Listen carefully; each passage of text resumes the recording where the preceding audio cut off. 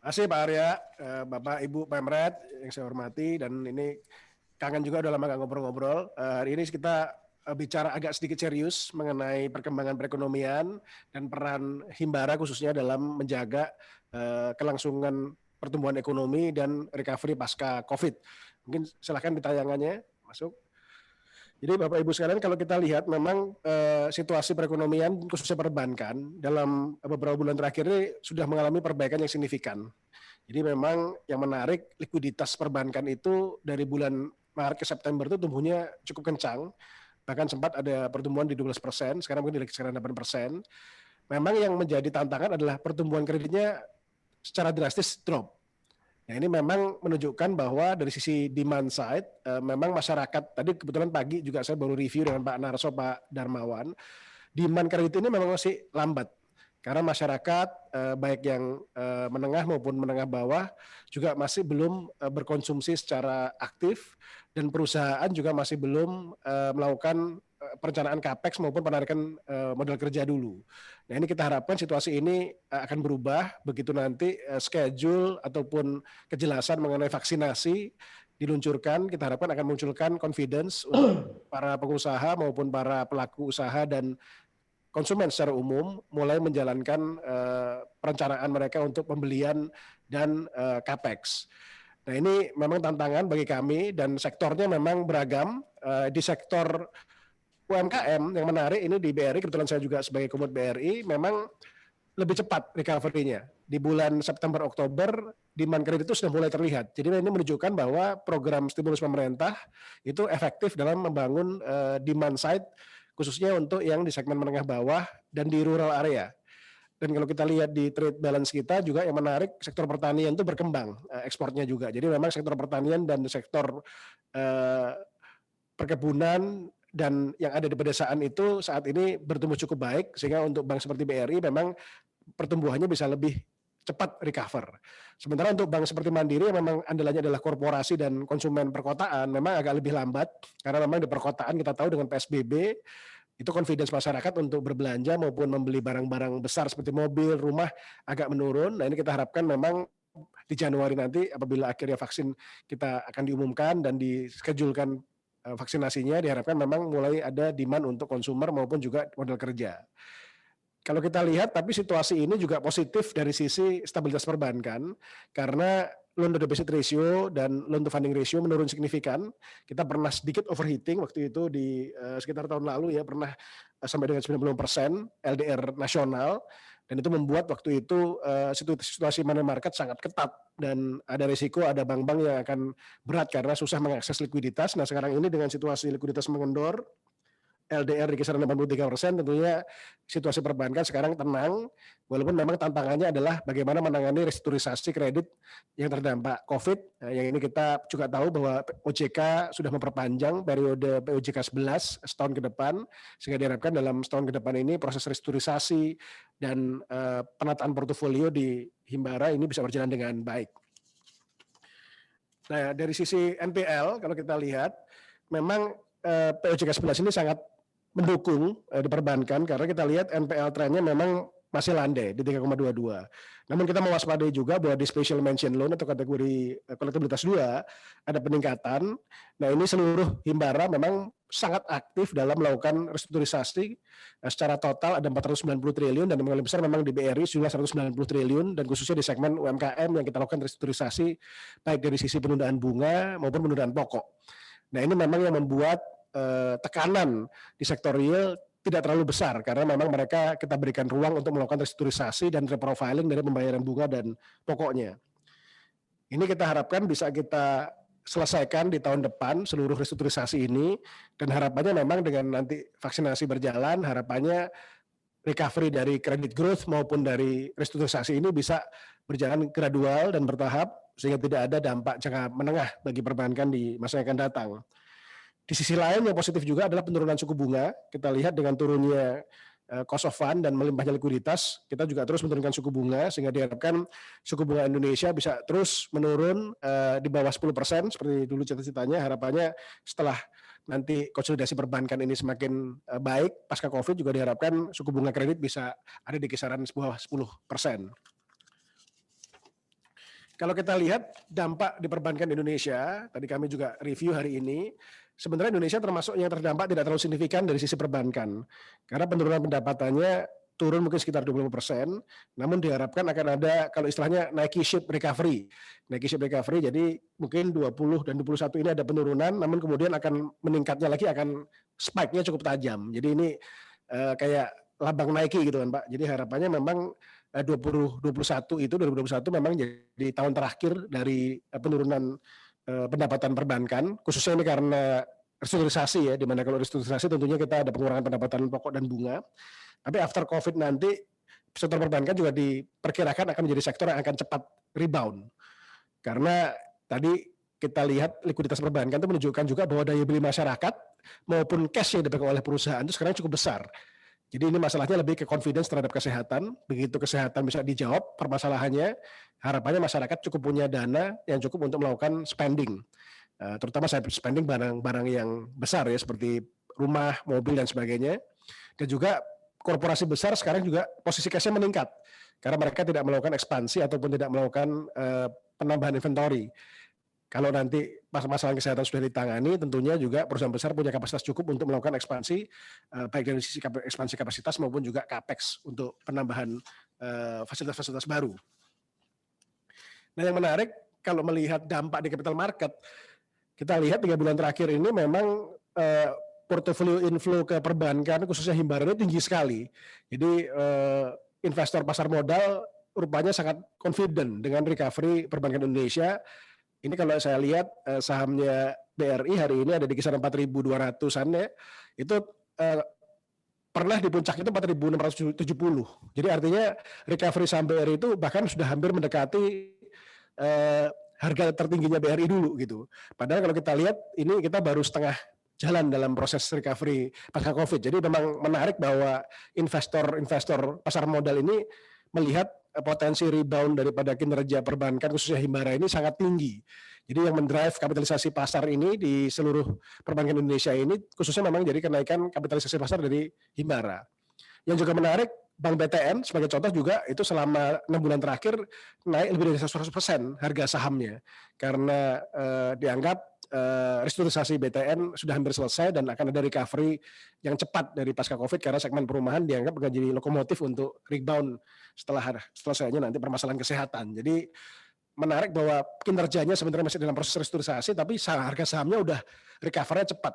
Hari ini juga BRI, Bandari juga saya lihat udah di 6.600-an ya Pak Dirmawan ya, 6.600-an. Jadi dulu di kisaran 7.000, jadi juga sebenarnya BMRI juga hampir kembali ke level normal harga sahamnya juga gitu.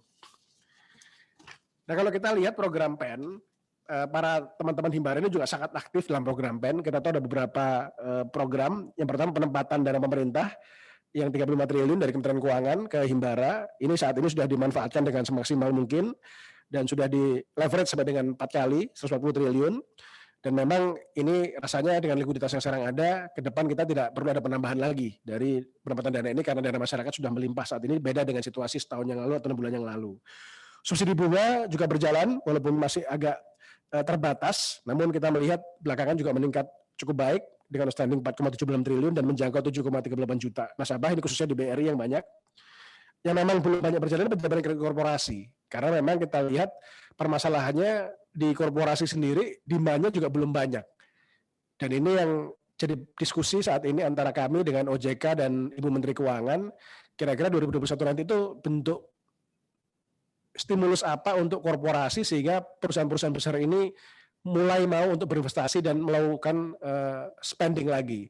Ini sedang kita diskusikan dan sedang kita brainstorming dengan para direksi Himbara bagaimana program stimulus untuk sektor real khususnya untuk korporasi ke depan ini.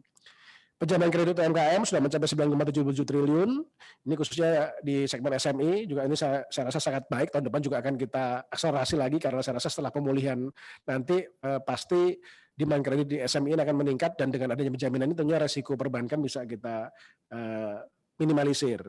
Kemudian Banpres Produktif BPUM ini khususnya di BRI yang menyalurkan 15,94 triliun. Kemudian KUR tentunya tetap kita dorong, termasuk juga yang super mikro, KUR Supermi ini. Dan terakhir subsidi gaji yang 24 juta yang saat ini juga didistribusikan melalui Himbara. Di sisi lain tadi sudah saya sebutkan bahwa secara total Himbara ini memang sangat masif restrukturisasinya. Kalau di angka nasional itu 900 triliun, di Himbara 490 triliun. Jadi hampir 50-60% dari restrukturisasi karena COVID ini memang dilaksanakan di Himbara. Segmennya agak beda-beda. Kalau di BRI memang sangat masif di segmen menengah kecil. Kalau di Mandiri agak lebar segmennya karena ada di segmen wholesale cukup besar juga. BNI juga segmen wholesale cukup besar. Jadi memang masing-masing bank punya karakter restrukturisasi yang berbeda. BRI memang mungkin lebih cepat recover karena segmen UMKM dengan adanya berbagai stimulus ini di pedesaan dan di pertanian bisa recover lebih cepat dari sisi pertumbuhan kreditnya. Terakhir mungkin sebagai info, saya rasa Bapak Ibu Pemret juga sudah sering dengar di media, kita sering sampaikan, Pak Erik juga sering sampaikan, walaupun setahun ini kita berjibaku dengan berbagai tantangan yang muncul karena ekonomi yang melambat dengan konteks COVID ini, dan semua juga tahu kita sedang berjuang menyelesaikan polis nasabah di Jiwasraya, ya, kemudian berusaha restrukturisasi Garuda dan sebagainya.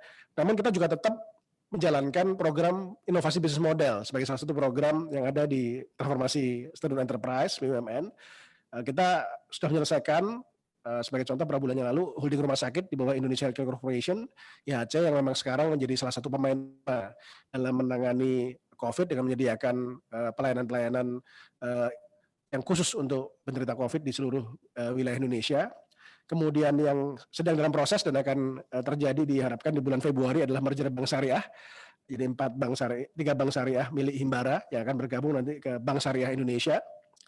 Kemudian holding hotel sedang dalam proses, nanti akan kita lakukan di Wika Realty sebagai cangkang yang akan menjadi holding hotel. Link aja terus kita dorong, dan saat ini sudah ada fundraising yang sudah ada investor internasional yang masuk, saya rasa juga udah masuk di media, Grab itu sudah masuk ke link aja sebagai satu investor, kita harapkan nanti pemain lokal juga ada yang masuk ke situ.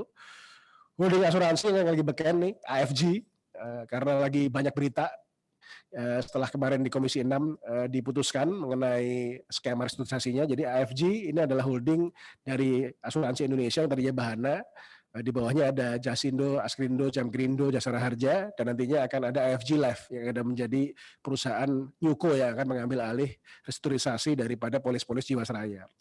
Kemudian yang sedang dalam proses, saat ini holding pariwisata dan mendukung, nanti ini holding yang akan menangani sektor aviasi dan turisme. Ini kita menggunakan cangkang perusahaan namanya Survei Penas, perusahaan kecil kita gunakan sebagai cangkang, di bawahnya nanti ada Garuda, Angkasa Pura, ITDC, HIN, Sarinah, dan TWC. Nanti di tahun 2021 kita juga akan mulai menjalankan proses integrasi dari pelabuhan-pelabuhan kita, dan juga saat ini seperti kita ketahui juga sedang ada proses holding dan subholding di Pertamina. Jadi terlepas dari berbagai tantangan COVID dan restrukturisasi yang harus kita jalankan di perbankan, dan juga penanganan restrukturisasi dari beberapa perusahaan besar seperti Jiwasraya, Garuda, Waskita, dan sebagainya, tapi kami di BUMN tetap menjalankan transformasi, dan insya Allah 1-2 tahun ini transformasi BUMN dalam klaster-klaster, 12 klaster itu sebagaimana disampaikan oleh Pak Erik bisa terjadi dan diharapkan mulai menciptakan value.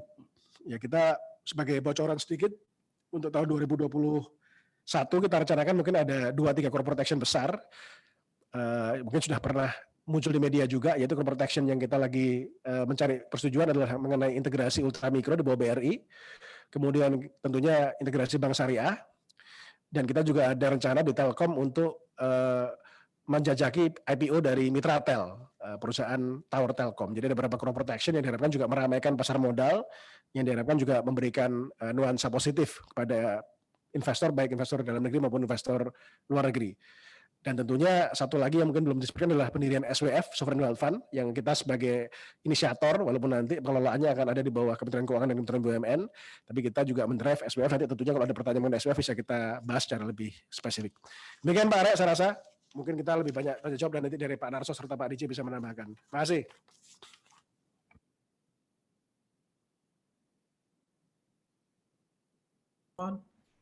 Bisa menyampaikan? Pak Darmawan. Terima kasih Pak Arya. Selamat siang Bapak-Bapak dan Ibu-Ibu.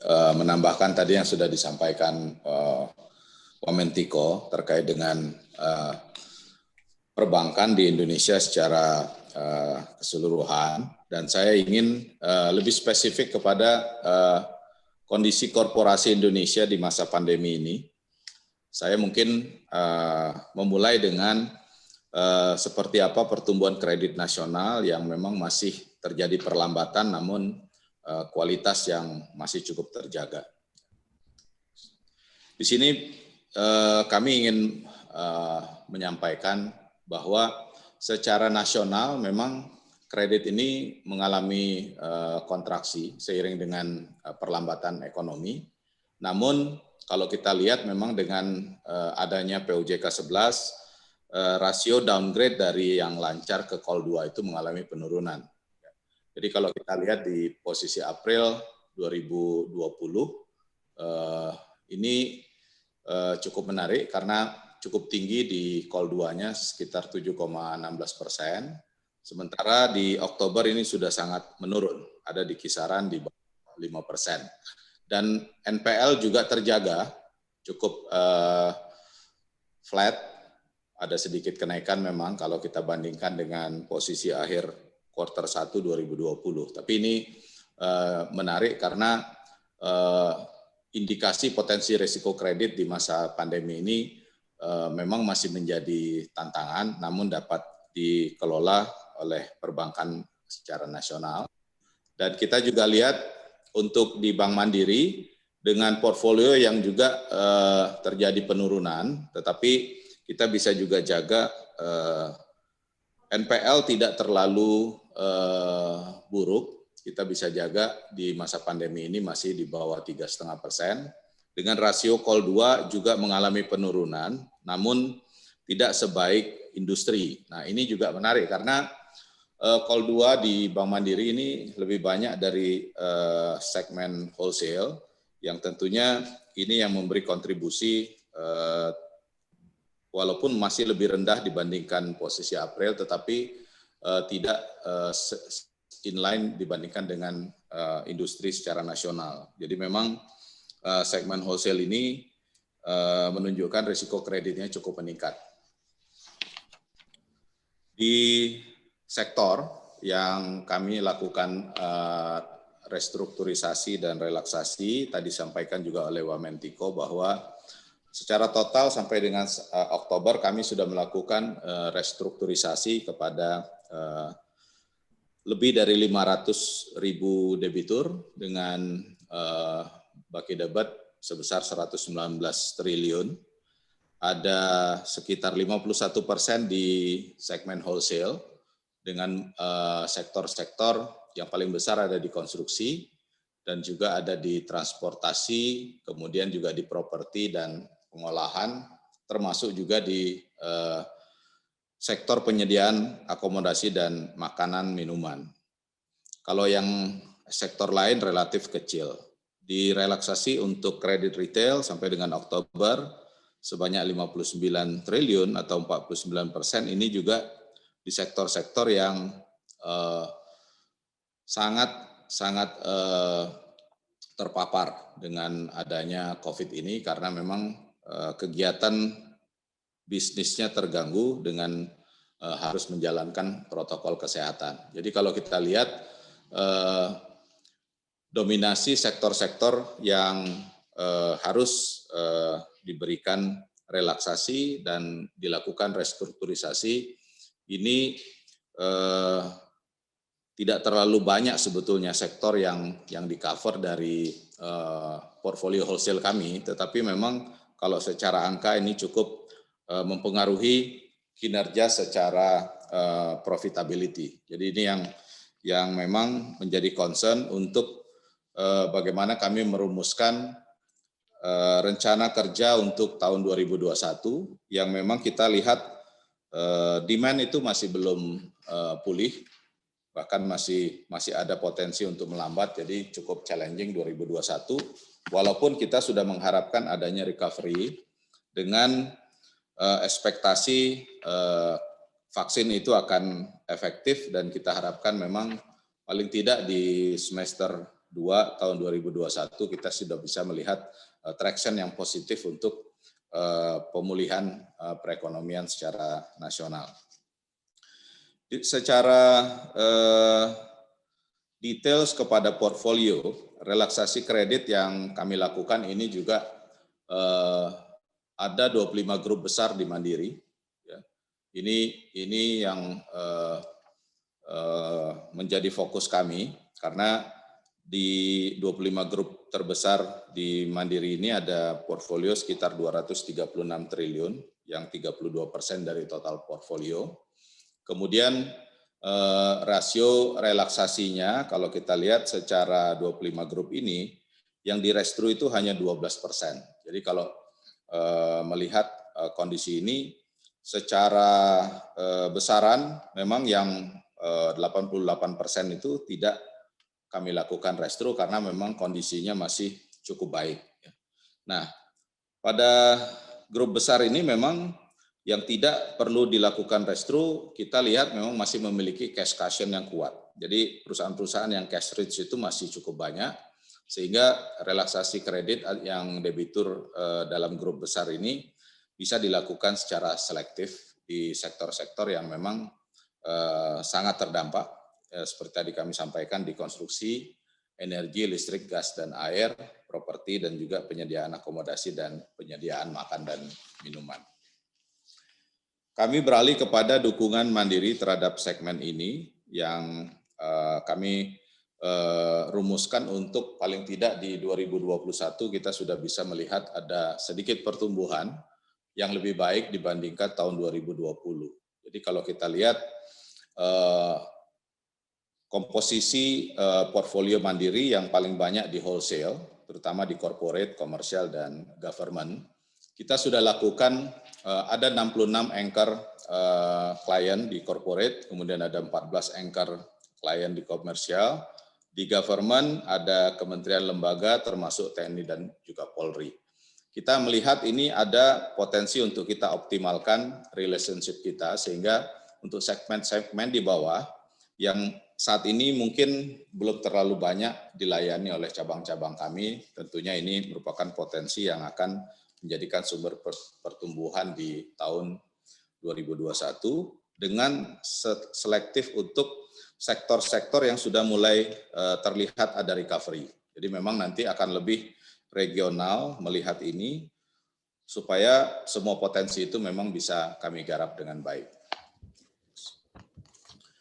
Kemudian juga perluasan ekosistem dari value chain nasabah-nasabah wholesale kami, tentunya ini juga akan menjadi fokus utama dengan berbagai program yang akan dilakukan oleh tim, tidak hanya oleh tim wholesale, tetapi juga kerjasama dengan seluruh segmen yang non-wholesale di retail dan juga di distribution.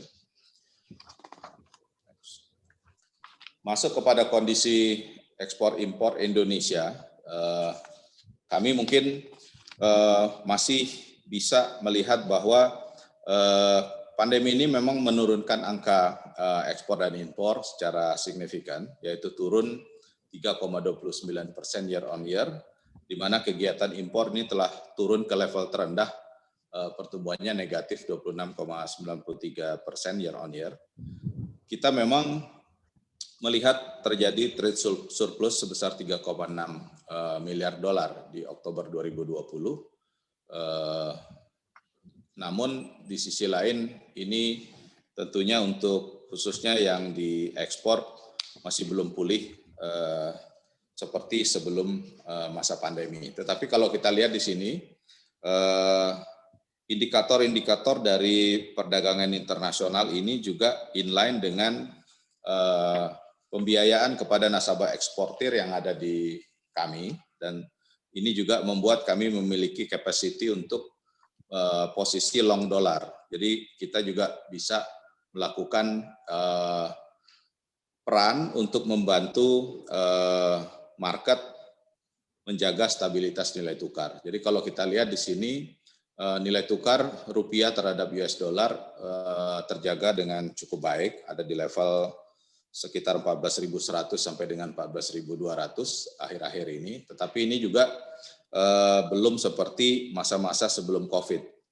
Namun posisi long ini tetap terjadi di kami karena memang nasabah eksportir masih mendapatkan profit dari ekspor yang dilakukan untuk komoditas-komoditas tertentu, dan juga dilakukan oleh grup-grup besar yang memang mendominasi kontribusi dolar di Bank Mandiri. Jadi memang kalau kita lihat dari kondisi secara makro, kita melihat ada harapan yang mungkin di 2021 akan jauh lebih baik, apalagi kita lihat mungkin tren kenaikan harga komoditas CPO, coal, ini kita harapkan mungkin paling tidak bisa sampai dengan Q1 2021, sehingga flow dari perdagangan internasional ini masih bisa menjadi tulang punggung atas devisa yang bisa diterima oleh Indonesia, dan juga akan ada pertumbuhan di sisi investasi surat berharga. Jadi kalau kita lihat di chart yang sebelah kanan, kepemilikan asing itu sudah mulai meningkat. Jadi ini menunjukkan confident dari investor asing untuk mulai masuk lagi kepada market domestik. Dan di sisi yang lain juga kita harus betul-betul mengelola ini, karena potensi dia akan berbalik keluar lagi ini cukup besar. Tetapi mungkin ada waktu yang bisa dimanfaatkan untuk perekonomian Indonesia, dan yang pasti aktivitas ekonomi tidak seperti sebelum COVID, tetapi memang potensinya sudah mulai kelihatan.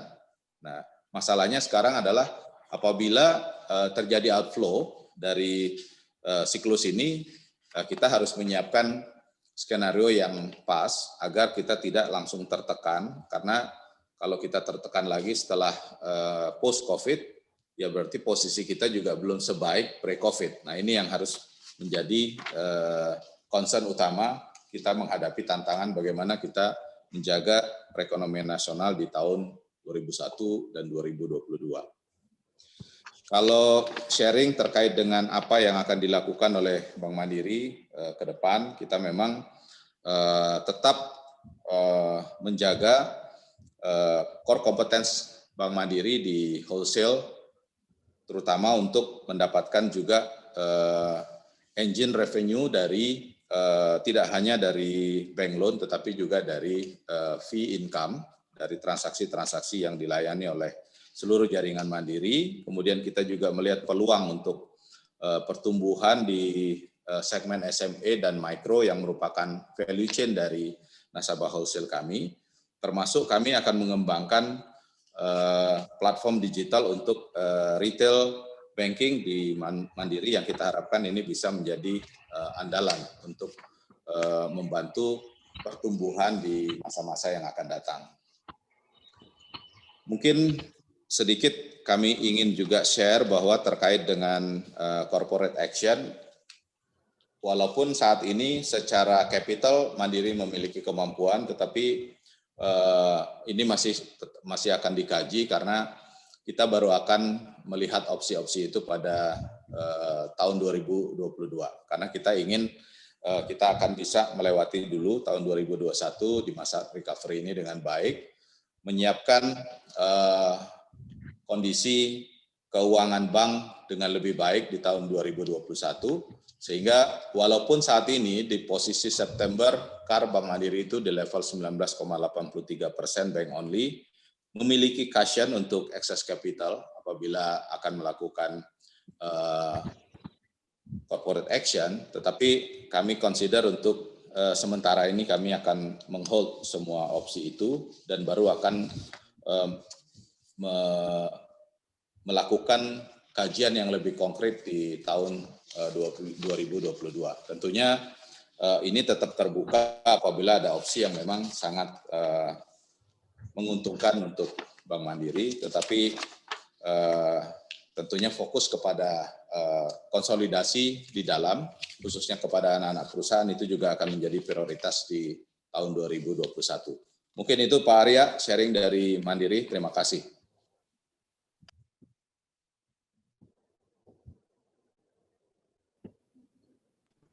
Baik, terima kasih Pak Darmawan.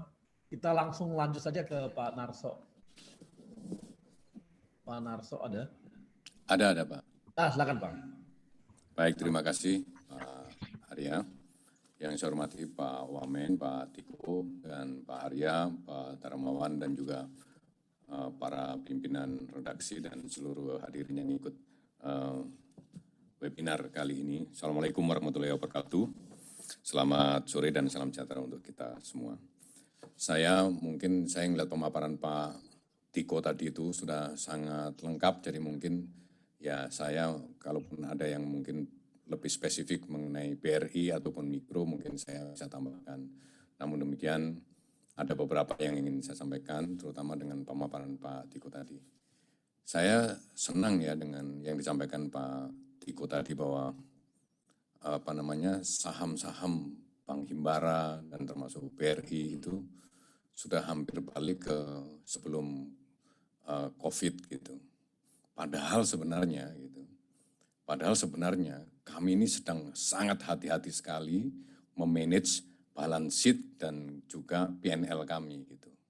Jadi laba saja turun gitu. Terus kemudian kami harus mencadangkan cukup besar gitu. Dan itu mencerminkan kehati-hatian. Dan kemudian kami tidak ugal-ugalan gitu untuk membukukan laba secara agresif, tetapi kami berpikir bahwa situasi masih belum aman sehingga kami harus menyediakan bantalan yang cukup. Alhamdulillah gitu, ternyata investor itu makin kami hati-hati, makin menghargai kehati-hatian kami. Berarti saya bisa simpulkan bahwa ternyata investor-investor ini adalah lebih bangkir daripada bangkir itu sendiri gitu. Itu yang paling penting sebenarnya gitu. Itu menurut saya poin positif gitu, bahwa ternyata mereka juga sangat hati-hati, sustainability itu yang dihargai lebih tinggi daripada sekedar membukukan laba tapi secara mungkin risk manajemennya kurang baik, cara bukunya juga kurang baik gitu. Itu poin pertama yang saya tangkap dari yang disampaikan Pak Tiko tadi, karena Pak Tiko juga menyampaikan bahwa saham-saham sudah mulai direspon baik oleh investor itu. Yang kedua, saya mungkin ingin sampaikan tentang sebenarnya krisis ini memang beda gitu dengan krisis-krisis sebelumnya gitu. Secara singkat saja saya ingin sampaikan bahwa krisis kali ini bukan disebabkan oleh keuangan, bukan disebabkan oleh ekonomi itu sendiri, tapi disebabkan oleh penyakit gitu. Maka kemudian penanganannya ya memang harus dua-duanya gitu. Jadi harus dari sisi pandeminya sendiri kita harus segera mencari jalan untuk diakhiri gitu. Dan kemudian dari sisi ekonominya juga masih ditata ulang gitu. Ditata ulang. Namun hal yang paling penting adalah bahwa krisis-krisis 98, 2008, 2013 itu adalah krisis yang disebabkan oleh sektor keuangan maupun ekonomi gitu. Dan kemudian 98 itu shock gitu. Kita lihat bahwa KAR perbankan itu minus 15 gitu. NPL 48%. Tetapi kemudian 10 tahun kemudian ada krisis, KAR-nya membaik tetap. Dan kemudian 2013 KAR-nya juga membaik, NPL terkelola dengan baik. Maka dari slide ini yang bisa disimpulkan adalah sesungguhnya di sektor perbankan itu dari krisis ke krisis mengajarkan kita untuk menerapkan risk management secara baik. Maka kemudian risk management kita di perbankan, di sektor keuangan dapat saya katakan bahwa makin siap dan makin sikap merespon berbagai krisis ini. Dan hasilnya adalah meskipun krisis ini begitu berat rasanya, tetapi di sektor perbankan KAR-nya masih sangat baik dan kemudian NPL terkelola dengan baik. Meskipun memang ada kelonggaran-kelonggaran yang diberikan oleh OJK. Terus, dan ini adalah situasi ekonomi di berbagai negara gitu. Ternyata semuanya itu resesi gitu. Beda dengan krisis-krisis sebelumnya. Krisis-krisis sebelumnya sifatnya mungkin ada yang domestik, ada yang regional. Tapi ini benar-benar global gitu. Dan dampaknya adalah hampir semua negara resesi. Dan kecuali mungkin dua negara yang negatifnya itu enggak terlalu berat, yaitu China dan Taiwan. Mungkin kita bisa tahu bahwa China ini kan memang yang kena duluan gitu. Taiwan mungkin karena size-nya juga dan kemudian gampang dia melakukan, lebih mudah saya katakan, mengatakan mungkin blocking terhadap arus jalannya kemungkinan penularan virus, maka kemudian dengan membiarkan ekonomi di domestiknya tetap bergerak, bergeliat, tetapi mungkin pintu-pintu masuk jalur penularan itu mereka manage dengan baik gitu. Itu Taiwan gitu. Jadi hanya dua negara ini yang mendingan gitu. Semudah yang lain itu ya kita lihat bahwa minusnya itu begitu dalam gitu. Baik. Terus ada hal yang mungkin menarik, ini adalah data karena terkait dengan selesainya pemilu presiden di Amerika gitu. Tetap kita harus menganalisa gitu, kira-kira dampaknya dan pengaruhnya, kecenderungannya seperti apa. Maka data ini saya hanya menyampaikan data yang nggak mau menyimpulkan, menganalisa apalagi menyimpulkan ya. Itu adalah tren GDP growth Amerika dari tahun 1962 gitu. Dan kemudian yang di atas itu nggak tahu kebetulan atau apa kita tulis di situ pemerintahan Demokrat trennya seperti itu, ekonominya, kalau Republik seperti itu. Dan terakhir kita Republiknya berakhir akan ganti Demokrat gitu. Pas ada COVID maka kemudian jatuh ke bawah itu, ya, seperti itu. Gitu. Tetapi kemudian pasti ada perubahan-perubahan kebijakan gitu yang kemudian kita harus respon dan harus atur strateginya secara fit. Antara lain bahwa concernnya, misalnya concernnya Demokrat mungkin akan lebih ke masalah isu-isu yang terkait sama environment, yang terkait sama sustainability, mungkin yang terkait sama isu-isu HAM, dan itu pasti akan ada dampaknya terhadap perekonomian. Datanya seperti itu, silakan dianalisa sendiri, disimpulkan sendiri, nggak usah diungkapkan. Baik, terus. Maka kemudian merespon situasi yang sangat challenging ini, tidak mudah ini, saya masang foto saya itu ke BRI, seluruh jajaran sana supaya kenal saya dengan instruksi seperti itu. Jadi kita sekarang strateginya adalah business follows stimulus. Maka kredit kita harus tumbuhkan tetap gitu, tetapi kita agar fokus kepada guaranteed loan dan yang bersubsidi gitu. Itulah karena memang nanti saya akan cerita bahwa tidak banyak pilihan untuk menumbuhkan perekonomian selain mengandalkan pada stimulus sebagai daya ungkit untuk mengangkat kembali pertumbuhan ekonomi yang negatif growth ini. Terus, maka kemudian saya katakan tadi business follows stimulus. Maka sesungguhnya yang bisa kita andalkan untuk saat ini untuk mengangkat kembali pertumbuhan ekonomi, ya stimulus dari pemerintah. Dan kemudian itu ada 3 ya. Government investment, berarti penempatan dana, penyertaan modal, dan lain-lain. Dan kemudian yang kedua adalah government spending, gitu. Ya stimulus subsidi bunga, banpres produktif untuk usaha mikro, subsidi gaji pekerja, kurs super mikro. Kurs super mikro sendiri sebenarnya kreditnya adalah dananya dari bank, tetapi yang dimaksud di situ government spending adalah karena bunganya sampai Desember nanti sepenuhnya dibayari oleh pemerintah. Itu yang dimaksud government spending. Dan kemudian apabila 2 itu masih tidak cukup, maka kemudian untuk mendorong supaya bank-bank tetap mau menyalurkan kredit di tengah risiko yang meningkat, maka pemerintah memberikan jaminan yang saya kategorikan sebagai government guarantee. Maka kemudian kalau kita memberikan kredit modal kerja kepada UMKM, terus kemudian untuk supaya tidak PHK, maka kredit itu dijamin oleh lembaga penjaminan yang premi penjaminannya dibayari oleh pemerintah, oleh APBN. Demikian juga untuk korporasi yang sekarang memang masih belum terrealisasi dengan baik untuk korporasi. Tetapi yang untuk UMKM saya kira program penjaminan ini sudah terlaksana dengan baik. Terus, dan ini adalah journey daripada kebijakan pemerintah sejak COVID melanda kita dan kemudian diawali dari OJK nomor 11 yang merelaksasi ketentuan-ketentuan tentang kolektibilitas kredit dan restrukturisasi kredit. Dan seterusnya, di dalam journey yang saya gambarkan ini isinya adalah 3 hal tadi. Government investment, government spending, dan government guarantee. Terus, dan kemudian stimulus. Kita gampang ngomong stimulus, tapi sesungguhnya ada syarat supaya stimulus itu bisa efektif nyampe kepada tujuan dan sesuai dengan tujuan. Pertama harus ada dananya, dan inilah yang disediakan oleh pemerintah. Dan kemudian yang kedua, penerima stimulus itu harus terdata dengan baik dan benar. Dan kemudian sistem penyalurannya harus reliable, dan kemudian mesti ada people tetap dibutuhkan untuk mengkomunikasikan apa sih maksud daripada stimulus pemerintah ini, dan bagaimana cara mendapatkannya, tujuannya untuk apa, dan seterusnya, dan seterusnya. Dan inilah yang kita banyak lakukan sekarang di BRI, adalah 3 hal ini. Jadi data, sistem, dan komunikasi oleh people. Terus, dan kemudian ini adalah data-data tentang realisasi berbagai program pemulihan ekonomi nasional tadi yang melalui BRI. Kami update bahwa restrukturisasi sudah mencapai 209 triliun terhadap 2,9 juta nasabah.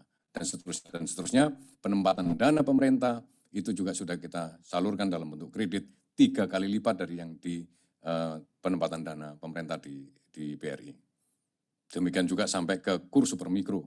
dan juga BPUM dan lain-lain. Terus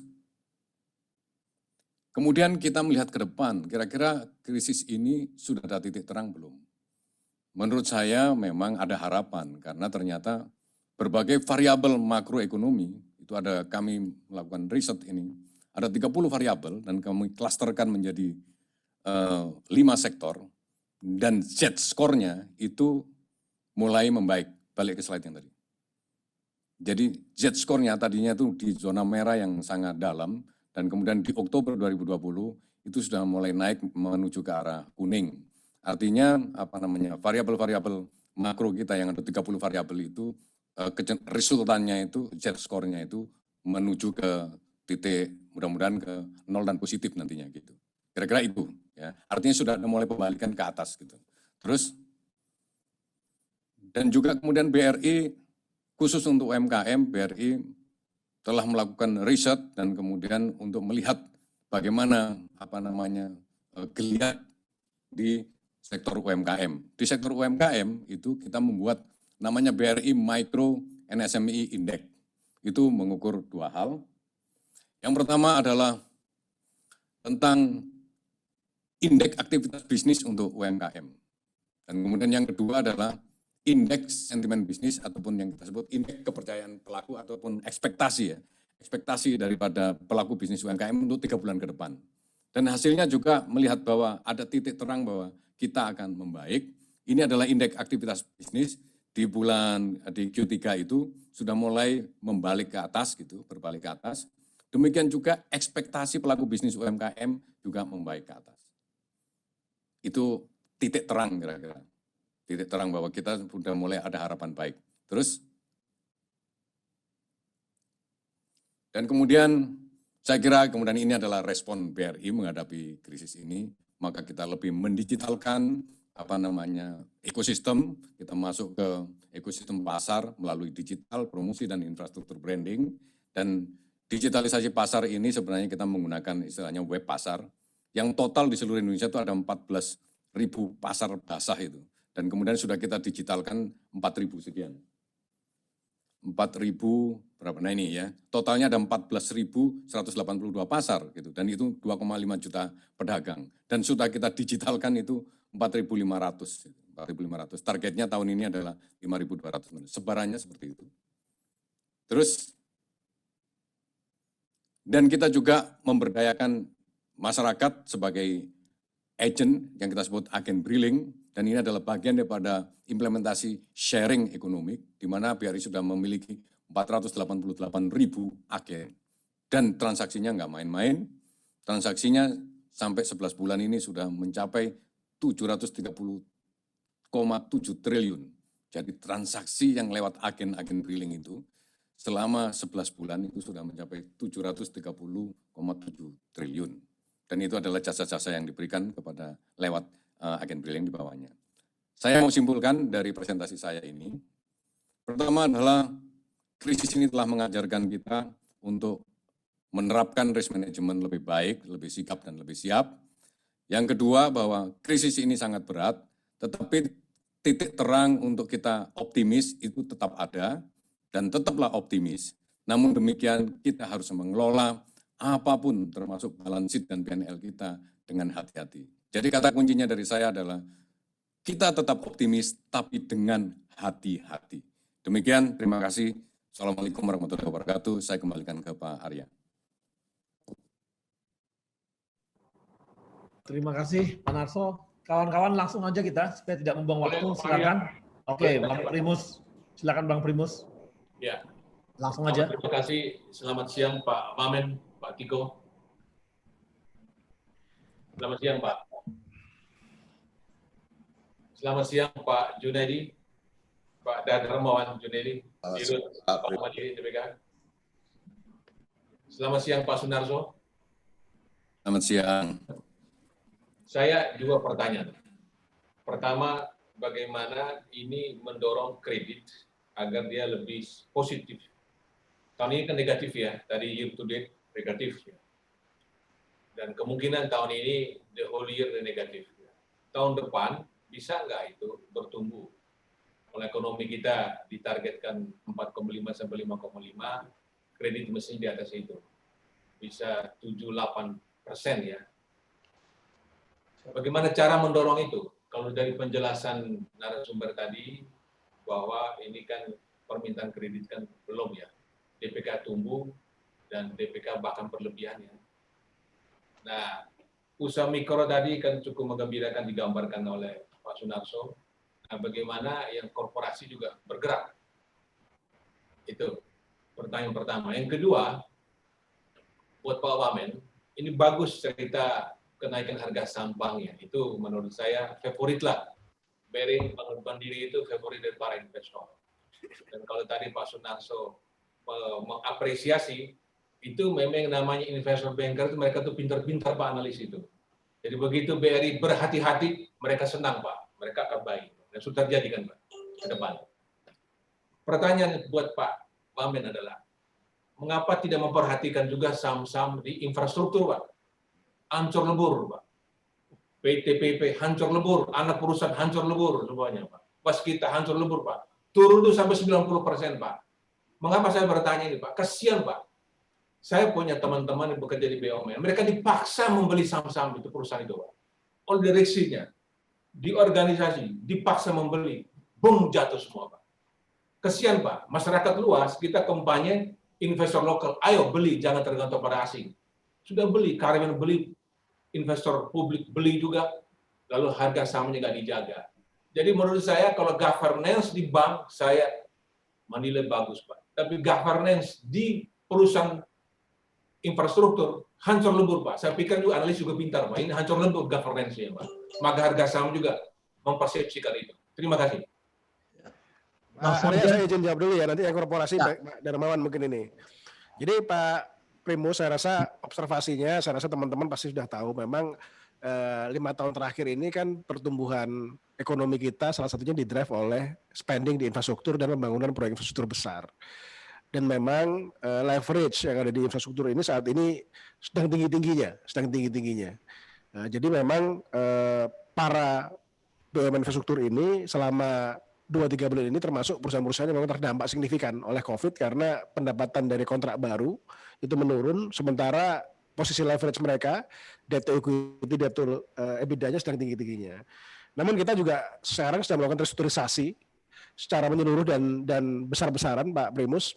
Kita sedang sekarang dalami dan cari cara terbaik untuk misalnya sebagai contoh restrukturisasi di Waskita, kemudian Jasa Marga juga melakukan reprofiling, kemudian Perumnas juga kita lakukan restrukturisasi, dan kita sampaikan pesan bahwa kita bukan hanya melakukan restrukturisasi jangka pendek, tapi kita melakukan refocusing bisnis dan melakukan perbaikan tata kelola. Ini yang paling penting. Refocusing bisnis nanti ini kita harapkan perusahaan karya ini mempunyai 1 atau 2 segmen fokus yang lebih tajam. Misalnya katakanlah kalau PPPP mungkin nanti ke depan di power plant renewable lebih fokus dan properti misalnya. Wika nanti mungkin lebih masuk kepada konstruksi di sektor tambang dan turunannya, smelter dan sebagainya. Adi nanti di perkeretaapian karena sudah punya expert membangun LRT sebagai contoh. Dan perbaikan tata kelola nanti tentunya dengan pengawalan dari sisi risk management maupun menjaga rasio-rasio keuangan agar tetap sehat. Nah, yang menarik ini kalau kita lihat setelah kita komunikasikan bahwa kita ada inisiatif ini dan kita akan melakukan aset recycling, ini harga saham ini meningkat cukup baik Pak. Kalau kita lihat nih PP Pak, 6 bulan terakhir itu kalau kita lihat naik 100% Pak. Jadi dari 740 naik ke 120. Memang dia tertinggi pernah 3.500. Jadi udah kembali 50% Pak. Primus, pernah 90 sekarang balik 50. Yang juga meningkat signifikan juga saya lihat Adi ya. Adi juga saya rasa setelah komunikasi mengenai LRT dan sebagainya kita dorong itu juga sekarang di 1.200 itu kalau kita tarik 6 bulan dia naik 133%. Kalau kita lihat tertingginya pernah di 2.200 dia udah balik 50% juga. Jadi artinya memang mohon maaf memang tata kelola dan khususnya risk management dalam menjaga stabilitas cash flow di masa lalu memang kurang tajam. Sehingga memang kita harus melakukan restrukturisasi, namun kami yakinkan bahwa saat ini kami juga fokus sekali untuk memperbaiki posisi neraca, cash flow, dan juga refocusing bisnis serta tata kelola yang baik di karya-karya. Jadi harapannya memang mungkin 1-2 tahun ini akan restru, tapi setelah COVID kita harapkan para karya ini sehat lagi. Jadi jangan khawatir Pak Primus, itu jadi perhatian saya, dan saat ini justru mungkin 20-30% waktu saya banyak habis juga untuk mengawal karya-karya ini, termasuk penyelesaian proyek besar seperti LRT, dan mungkin yang paling menantang adalah penyelesaian kereta cepat Jakarta-Bandung gitu. Jadi ini balance kok. Jadi justru bank saya nggak terlalu banyak tengok karena bank udah aman gitu. Terima kasih Pak Primus. Terima kasih. Silakan Pak Darmawan. Terima kasih Pak Primus. Memang yang menjadi concern kami dengan melambatnya permintaan untuk pembiayaan kepada bank, terutama untuk Mandiri yang memang core competence di wholesale financing, kami memiliki concern yang paling utama adalah batas maksimum pemberian kredit atau BMPK. Ini yang harus membuat kami lebih inovatif untuk bisa tetap tumbuh dan juga menjaga kinerja tetap baik. Nah, kalau kami lihat dengan kondisi pandemi saat ini, di mana kita melihat pertumbuhan itu masih ada walaupun tipis untuk sektor-sektor yang memang sudah mulai recovery dan di wilayah-wilayah yang memang terlihat ada output yang bisa memberi kontribusi terhadap pertumbuhan ekonomi di daerah-daerah tersebut.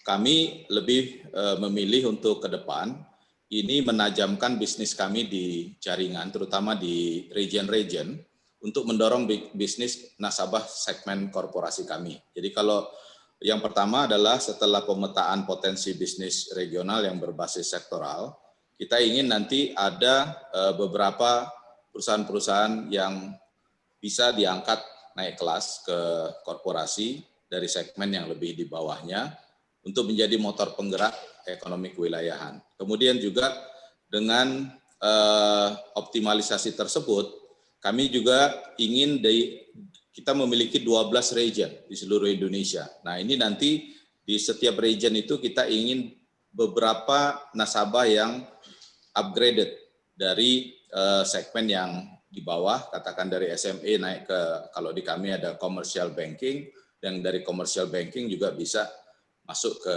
segmen korporasi, corporate banking. Nah, tentunya ini dibutuhkan inovasi dan juga totalitas dalam strategi onboarding dari setiap wilayah kepada nasabah-nasabah yang ada di cabang-cabang.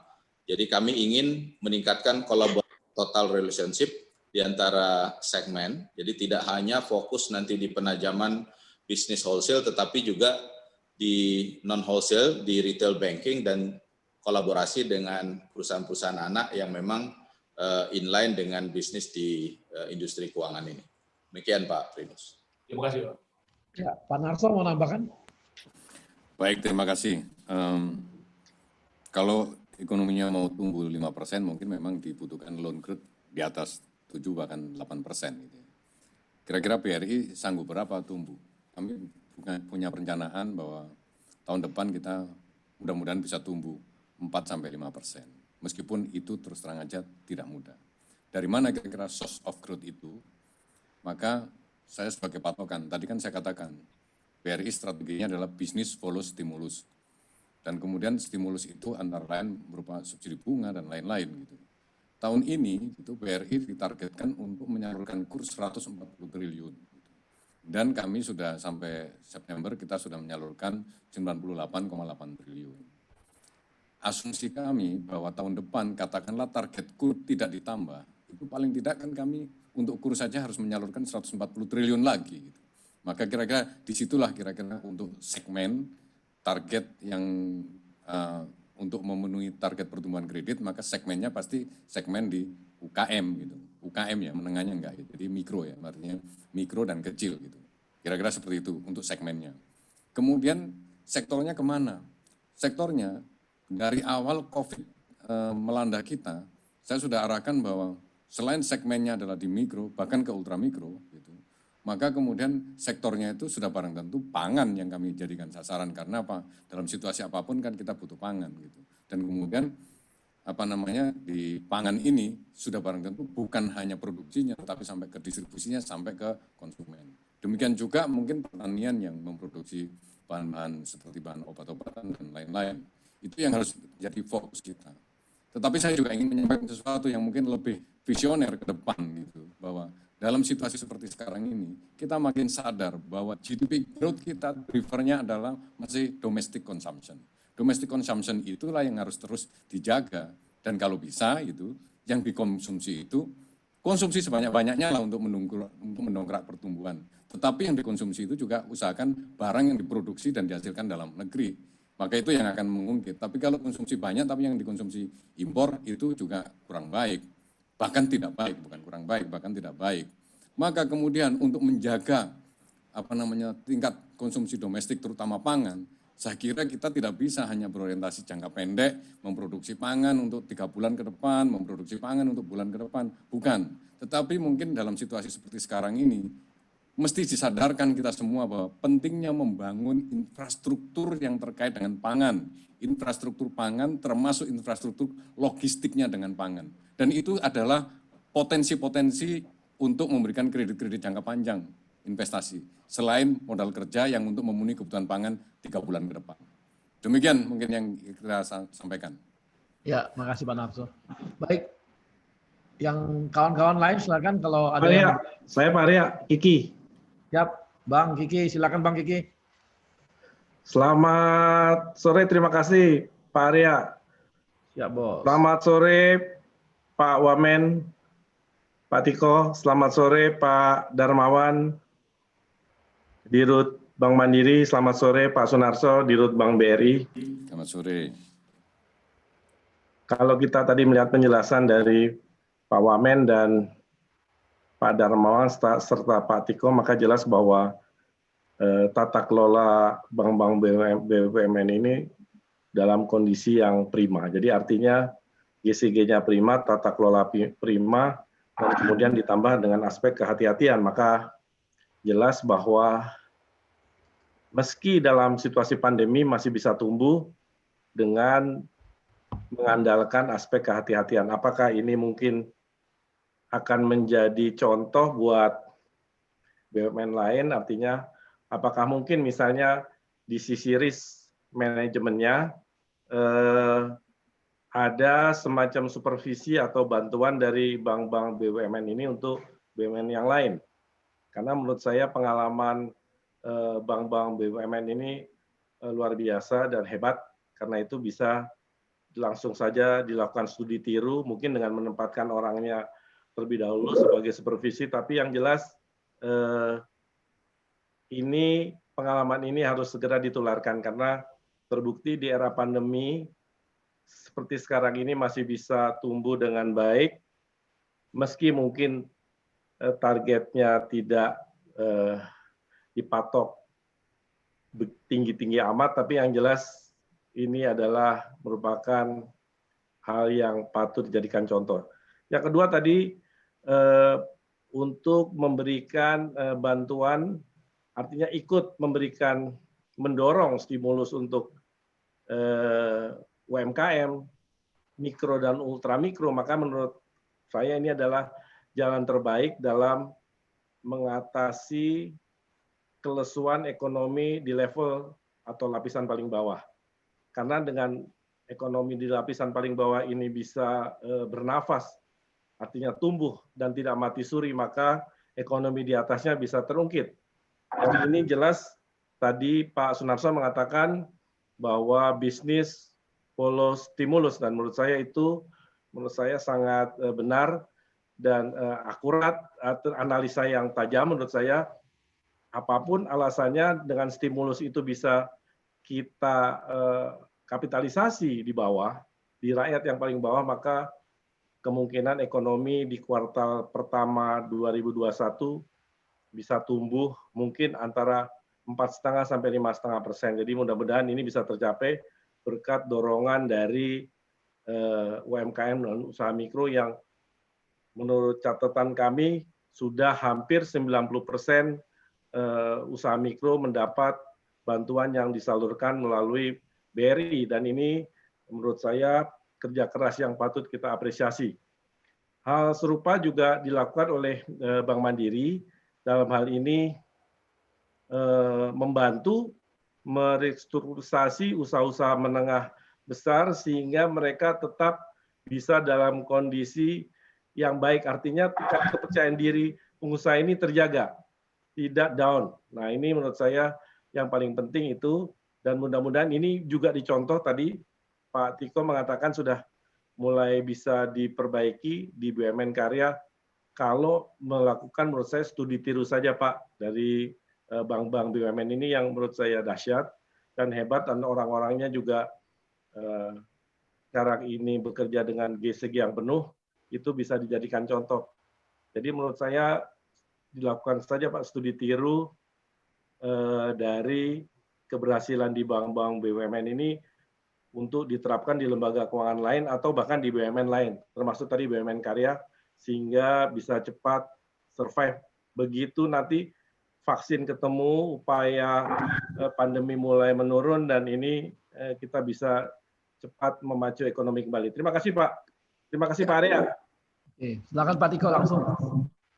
Makasih Pak Kiki. Jadi memang nanti mungkin kita bisa bikin topik terpisah dengan para Pemret terkait dengan klasterisasi dan perbaikan transformasi BUMN, terutama di segmen saya. Tentunya dengan Pak Erik telah meluncurkan akhlak ini Pak ya, bahwa kita memang merubah budaya BUMN. Dan budaya ini memang salah satu unsur paling utama adalah integritas dan tata kelola, terutama risk management. Jadi saya setuju sekali. Kita juga berencana nanti di tahun 2021 itu di setiap BUMN itu harus ada direktur yang in charge untuk risk management, manajemen risiko. Jadi walaupun perusahaan karya, perusahaan transportasi, mungkin nanti direktur keuangan itu merangkap direktur keuangan dan manajemen risiko. Karena memang kalau di perbankan Pak Kiki sangat terstruktur. Kita punya 8 definisi risiko, mulai credit risk, market risk, legal risk dan sebagainya.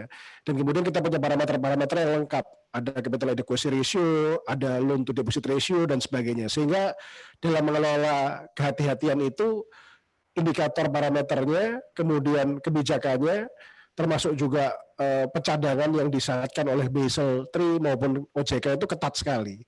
Nah memang setelah saya masuk ke BUMN ini saya sadari bahwa sektor-sektor lain ini nggak ada regulator dan nggak ada yang mengelola resiko-resikonya ini secara komprehensif Pak. Jadi mereka ngegas gitu ya, tapi lupa nggak ada kopling sama remnya Pak. Gitu. Ini yang memang harus kita build in di dalam governance-nya mereka, harus ada kopling sama remnya di masing-masing perusahaan ini. Yang kalau di sektor keuangan itu ada regulator dan ada regulasi yang sangat detail, termasuk tadi batasan-batasan dan bahkan ada pidananya segala seperti pelanggaran PMPK gitu ya. Nah, di sektor lain nggak ada. Nah ini yang memang kami harus menciptakan, tadi saya rasa sangat sepakat, ada semacam replikasi ya dari struktur governance dan risk management yang ada di bank untuk diterapkan di sektor lain. Sebagai contoh di tata kelola, misalnya untuk investasi, itu kalau di bank kan ada komite kredit. Saya baru tahu juga banyak di sektor-sektor lain tuh untuk persetujuan investasi atau capex itu tidak melalui proses komite yang berjenjang gitu Pak. Nah sehingga kadang-kadang ya penetapan project selection ataupun capex selectionnya itu juga hanya 1 atau 3 orang yang menentukan gitu ya.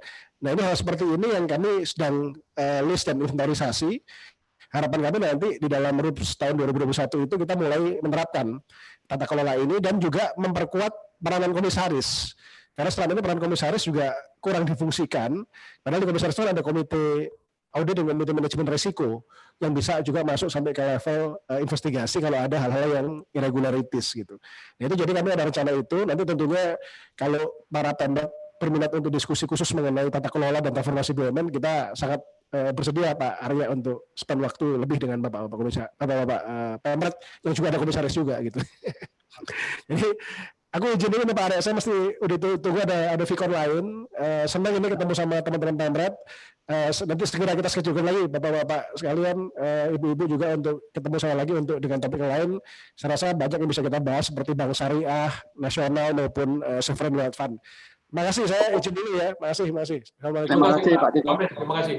Ya, silakan kawan Pak Narso mungkin bisa menambahkan untuk Pak Kiki. Yang tadi itu saya kira memang domainnya pemegang saham itu. Ya, Menugaskan itu. Jadi saya yang nggak berani jawab gitu. Tidak ada tambahan. Oke, makasih. Analis kota nggak boleh. Silakan yang lain kawan-kawan dari media-media, dari teman-teman Pemret atau Redpel. Ada lagi?